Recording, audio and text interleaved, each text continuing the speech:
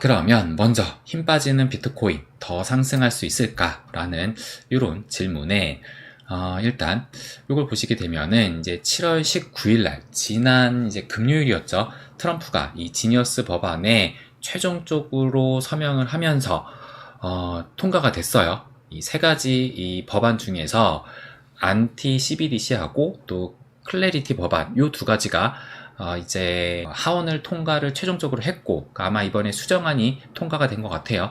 그러면서 상원에 이제 최종적인 서명이 또 남아 있는데 최종적인 또 이제 의결이 또 필요한 상황인데 그래서 그거를 통과를 해야지만 나머지 그 두 개 법안도 최종적으로 통과가 되는 것이지 지금 현 시점에서는 이 지니어스 법안만 최종적으로 이 대통령 사인까지 끝났다라고 볼 수가 있습니다.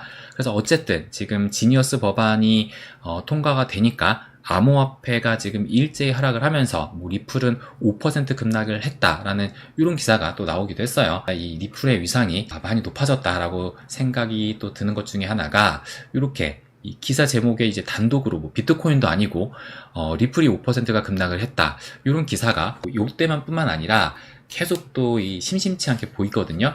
이것만 본다 하더라도 리플의 위상이 참 많이 달라졌다라고 또 생각이 듭니다. 그래서 어쨌든 이제 이 지니어스 법안이 통과가 되면서 이것을 호재 소멸로 봐서 이제 앞으로 하락이 시작이 되는 것이냐 아마 이런 얘기가 또 계속 나오고 있어요. 미디어에서도 뭐 이런 얘기가 그러니까는 뭐 뉴스에 팔아라라는 그죠? 지금 이제 요 지니어스 법안이 통과가 됐으니까 호재가 소멸이 되면서 그쵸. 소문에 사서 뉴스에 팔아라. 그래서 결국엔 이제 뉴스가 나왔으니까 팔아라라는 이제 그런 얘기가 미디어에서도 나오고 또 이제 인플루언서 입에서도 나오기 시작하더라고요. 그렇다면은 우리도 이제 호재 소멸로 봐서 지금부터 이 하락장은 아니다 하더라도 조정장으로 빠질 수가 있는 것일까? 아마 요 부분이 또 궁금하실 수가 있을 거예요. 그런데 뭐 암호화폐뿐만 아니라 지금 마이크로 스트래티지 이게 마이크로가 없어졌죠. 스트래티지의 이 금요일 주가 흐름도 보시게 되면은 그 소식이 나오자마자 지금 6% 정도의 하락이 나오게 되면서 423달러까지 최근에 그 고가는 457달러였는데 이제 423달러까지 6% 정도의 하락이 나왔고 그러니까 6%니까 꽤 많이 또 하락을 한 거죠. 그래서 전형적으로 지금 뉴스에 팔아라라는 이런 소식이 나왔다라는 것을 알 수가 있고 그리고 이제 서클사도 마찬가지로 금요일 날의 그 주가 흐름을 보시게 되면 마이너스 4.8%가 하락을 했거든요. 그래서 최근에 298달러까지 거의 300달러까지 갔는데 이제 많이 떨어져가지고 요 정도 한 200달러가 깨는 그 흐름도 나왔다가 상승을 하다가 금요일 같은 경우가 4.8%, 5% 가까이 하락을 하게 되면서 현재는 223달러를 보이고 있는 상황입니다. 그렇다면은 지금 이 비트코인은 어떻게 흐르고 있느냐? 먼저 이제 일봉도 보시고 그 다음에 1시간봉 그 차트도 체크를 해보면서 현재와 좀 비슷한 시기를 어디로 좀 볼 수 있을까? 그거까지 또 준비를 했거든요. 하나씩 또 보여드리면 일단 비트코인 일봉 차트를 볼게요. 보시는 것처럼 지난 금요일이었죠. 이 지니어스 법안이 최종적으로 통과가 됐는데 통과가 되고 나서 지금 보시는 것처럼 점점 이 고점도 낮아지고 있고 저점도 좀 낮아지고 있는 그 경향이 있거든요. 그래서 이것이 하락 신호일까라고 이렇게 했는데 그래서 결국에는 뭐 주말 동안에도 큰 움직임이 없었어요. 그러다가 이제 오늘 아침에 조금 더 내려가는가 싶더니만 지금 소폭 올라오긴 했는데 아직까지 요 하락 추세를 또 깬 것은 아닙니다. 그렇다면은 요 1시간봉 차트를 보시게 되면은 이제 지난주 월요일 시작이 되면서 이렇게 상승하고 나서 좀 떨어지기 시작을 해가지고 제가 이때 단기 시나리오로 해서 두 가지 시나리오를 말씀을 드렸거든요. 그래서 첫 번째가 12만 달러를 지지를 확인한 후 상승 랠리를 지속을 하냐, 그러니까 여기에서 그냥 바로 상승 랠리를 지속을 하냐 요거였었는데 근데 요것은 뭐 바로 그날 그냥 폐기가 됐죠. 그리고 나서 제가 말씀을 드렸던 것이 여기에서 후퇴를 하게 되면은 1차 지지대인 이 116K 때까지 열기를 시킬 가능성이 있다라고 말씀을 드렸는데 여전히 지금 진행 중이다라고 또 볼 수가 있는 상황입니다. 그래서 일단 제가 중요하게 이 단기간은 목표가라고 말씀을 드렸던 것이 요 한 120K거든요. 그래서 일단 120K를 넘기게 된다면 한 고비를 좀 넘겨서 추가적인 상승을 볼 수 있다라는 부분도 말씀을 드렸는데, 근데 아직까지 이 120K는 넘어서질 또 못하고 있습니다. 그래서 그럼에도 불구하고 지금 117K에서 118K 부근을 주말 동안에 계속 요 안에서 지금 움직였었거든요. 그러니까 통상적으로 월요일 아침 7시에 돌아가지 않던 주말 동안의 매크로가 아침 7시를 기점으로 해가지고 돌아가거든요. 그러니까 아무래도 지금 7시를 기점으로 해서 지금 보시면 딱 7시를 기점으로 해가지고 이렇게 좀 쏟아지는 움직임이 나왔거든요. 그러니까 아무래도 이제 매크로가 돌아가는 그 시점에서 어느 정도 이제 그 돌아가는 것을 체크를 해보니까 또 주말 동안에 여러 소식이 또 있었어요. 트럼프의 앱스타인 소식도 주말 동안에 나왔었고, 그리고 암호화폐 시장이 지금 이제 아까 조금 전에 말씀드렸던 것처럼 뉴스에 팔아라 라는 이런 소식도 전해지게 되면서 아마 매크로를 확인한 즉시 좀 매도 물량이 나온 것이 아닐까라고 생각이 듭니다. 그래서 어쨌든 아침 7시를 이유로 해서 좀 약세로 흐르는가 싶더니만, 그러면서 이제 이 116K 정확하게 어디까지죠? 116.4K까지 하락을 했었네요. 그러니까 결국에는 지금 1차 지지대는 깨지 않았다라고 또 볼 수가 있는 겁니다. 그래서 결국에는 요 1차 지지대를 깨지 않으면서 설령 추가적인 밀림이 있다 하더라도 저는 115.7K 여기 요 선이 지금 115.7K거든요. 그러니까 요때 저점 여기만 깨지지 않는다면 저는 괜찮다라고 생각을 했는데, 오히려 이렇게 쓰고 나서 지금 이런 또 살짝 또 상승이 나왔어요. 근데 아직까지 제가 중요하게 말씀드렸던 요 120K를 넘어선 것은 아니기 때문에 아직은 안심할 수 있는 단계는 아니라고 또 볼 수가 있습니다. 그래서 주말 동안에 움직였었던 그 117에서 118K 그 가격대를 여전히 움직이고 있기 때문에 아직은 안심할 수는 없지만, 그렇다고 크게 우려할 상황은 아니다라고 또 생각이 듭니다.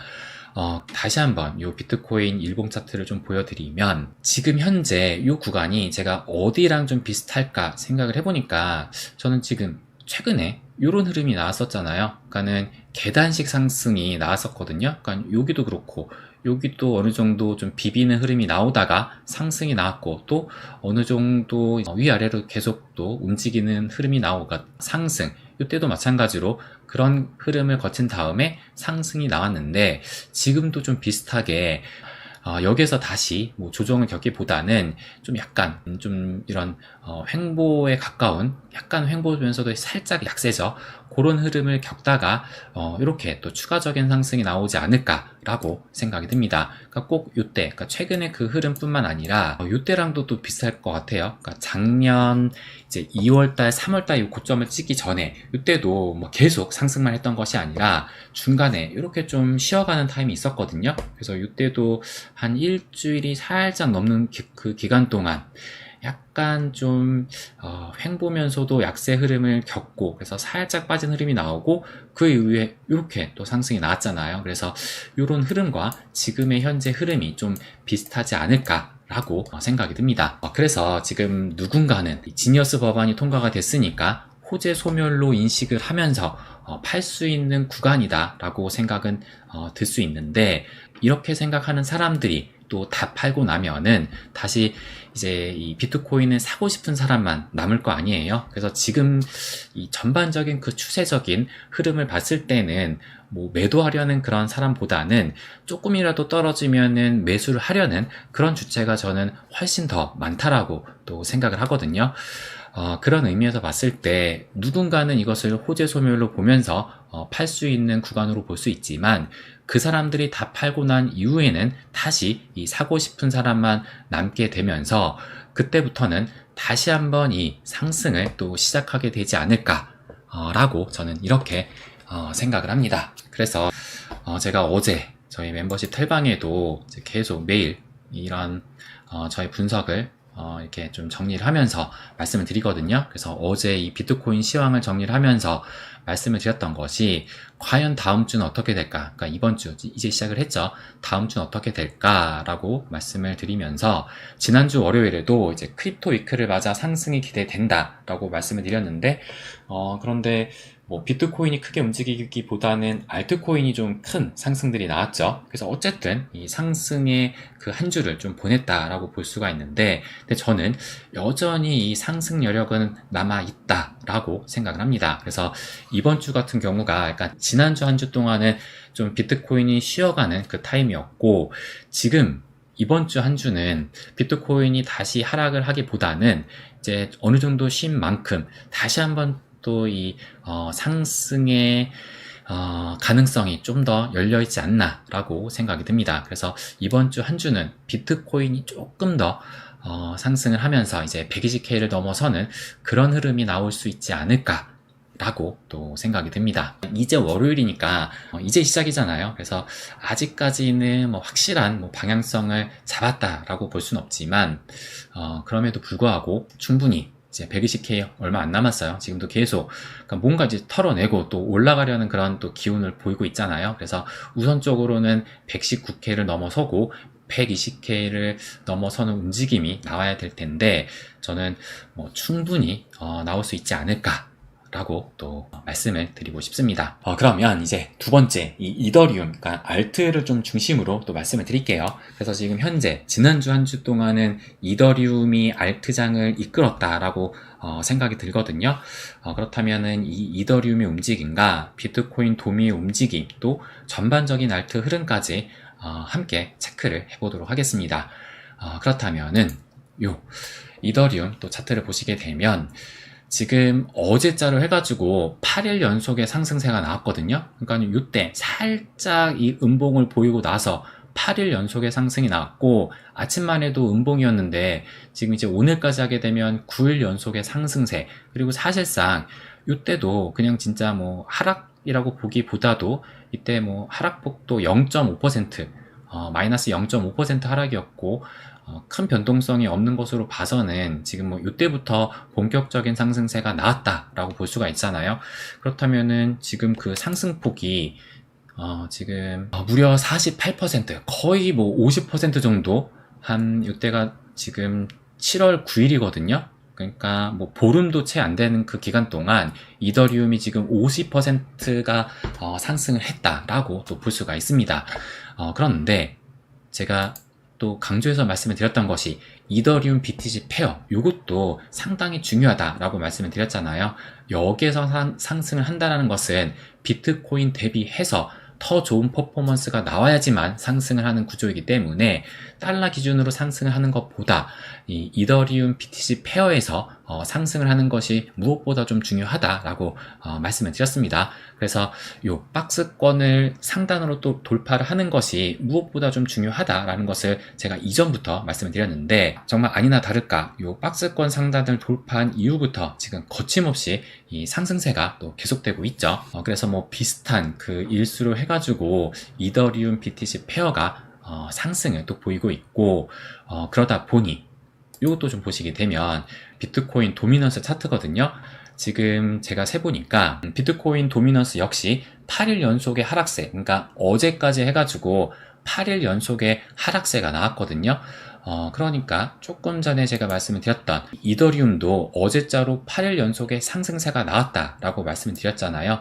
근데 비트도미 역시 8일 연속의 하락세가 나왔다는 것은 이더리움이 8일 연속에 상승한 것과 정확하게 일치를 한다라고 볼 수가 있는 것이고, 그렇다면 이것이 무엇을 의미를 하느냐라고 봤을 때 두 가지로 볼 수가 있거든요. 그러니까 첫 번째, 이 이더리움이 움직이게 되니까 알트코인이 전반적으로 함께 움직이고 있다라고 볼 수가 있다라는 겁니다. 그러니까 이 이더리움의 도미넌스가 지금 현 시점에 한 11% 정도 됩니다.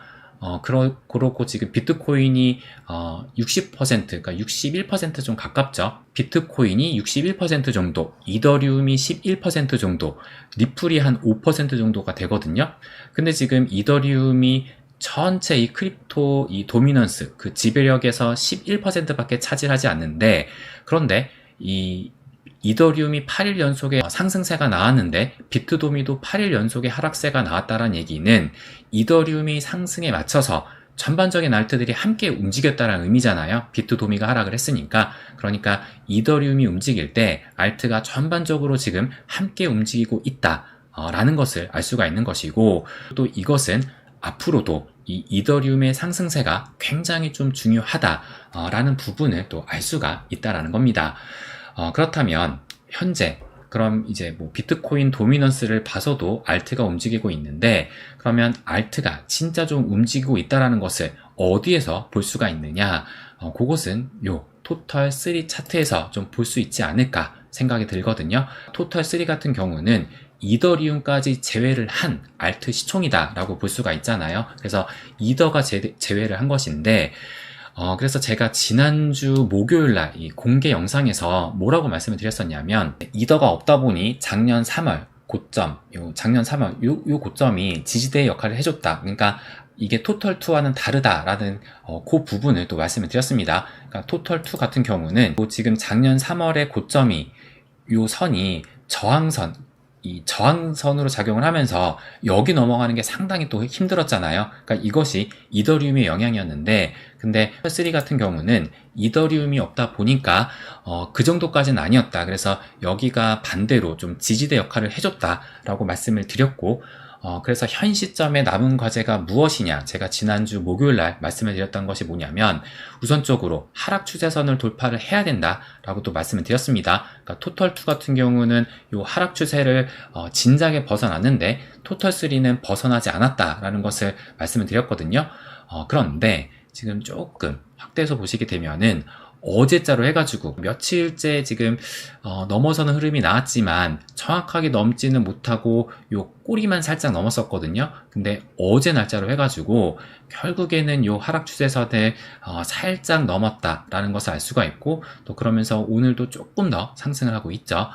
그래서 이제 첫 번째 이 남은 과제, 하락 추세선을 돌파를 어제 날짜로 했다라는 것을 알 수가 있고, 또 두 번째로 말씀을 드렸던 것이 51선과 200일선의 골든 크로스, 이 부분도 말씀을 드렸어요. 그래서 제가 7월 말쯤에 예상이 된다라고 말씀을 드렸는데, 근데 이것도 오늘 날짜로 했거든요. 그러니까 그만큼 기울기가 좀 가파르게 상승을 하다 보니까, 그러니까 제가 7월 말 예상을 했지만 오늘이 7월 21일, 그러니까 7월 말에 어떻게 보면 딱 초입 부분인데, 정말 초입 부분, 그러니까 되자마자 바로 뭐 지금 성공을 했다라고 볼 수가 있습니다. 근데 아직까지는 완벽한 또 골든 크로스는 아니에요. 그래서 121선이 지금 현재 가장 밑에 위치해 있기 때문에 아직까지는 완벽한 골든 크로스는 아니지만, 한 8월달 안으로는 요 121선이 올라오게 되면서 이제 완벽한 골든 크로스를 만들 것을 예상을 할 수가 있고, 또 그로 인해서 그 추세가 지속이 되면서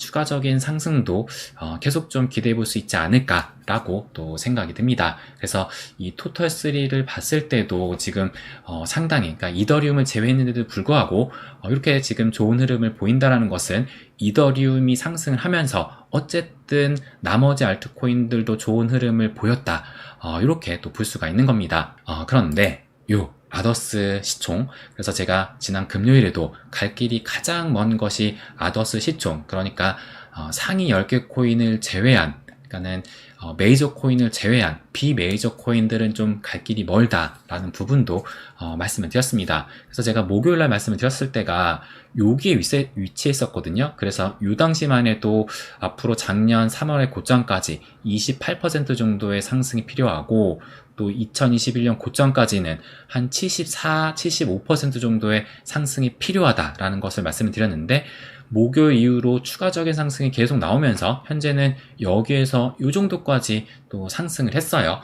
그럼에도 불구하고 지금 뭐 작년 3월의 고점을 아직도 얘는 넘지 못하고 있으니까, 이렇게 봤을 때 지금까지는 그러니까 메이저 코인을 위주로 상승을 했다라고 또 생각이 듭니다. 지난주 제가 목요일이었나요? 금요일이었나? 어떤 말씀을 좀 드렸냐면, 현재 그 장 상황은 이렇게 좀 볼 수가 있다. 그러니까는 지금 비트코인이 움직이고 이더리움을 필두로 해서 라지캡, 그러니까 메이저 코인이 지금 움직이는 시기다라고 또 볼 수가 있거든요. 그러니까 지금 현재는 이 미들캡, 그러니까는 뭐 비메이저 알트하고 스몰캡, 잡알트들이 아직까지 본격적으로 또 움직이진 않았어요. 뭐 일부들은 움직이고 있지만 전반적으로 크게 움직이지 못하고 있고, 현 시점은 좀 라지캡, 메이저 알트들을 위주로 해서 움직이고 있다라고 생각이 듭니다. 그렇기 때문에 지금 순환매를 또 보이고 있는 거잖아요. 그래서 점점점 이제 시장이 또 과열로 갈수록 이제 미들캡, 비메이저, 또 스몰캡, 자발트 순으로 좀 흐르지 않을까 라고 또 말씀을 드리고 싶습니다. 그래서 일단 당장 이번 주 한 주를 또 예측을 해볼 때 비트코인 같은 경우는 다시 좀 상승의 힘을 보이면서, 그러니까 제가 지난주에도 이렇게 말씀을 드렸어요.